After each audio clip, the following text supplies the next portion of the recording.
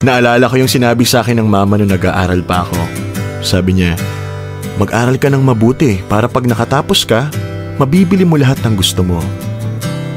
Pero ngayon, ang hirap palang gawin. Sa realidad, pakiramdam ko parang mali ang unahin ng sarili. Hindi ganun kadali. Lalo na ngayon na hindi na halos nagtatrabaho ang parents ko. Siguro para sa kanila, natapos na ang obligasyon nila sa pamilya nung nakapagtapos na ako ng pag-aaral. Kaya wala akong choice kundi akuin ang responsibilidad na maging tagapagtaguyod ng pamilya. Ang tagapagmana ng utang, problema, sama ng loob, at responsibilidad.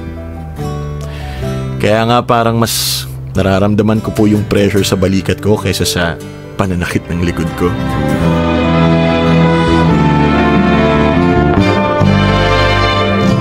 Malayo pa ang umaga kahit sa dilim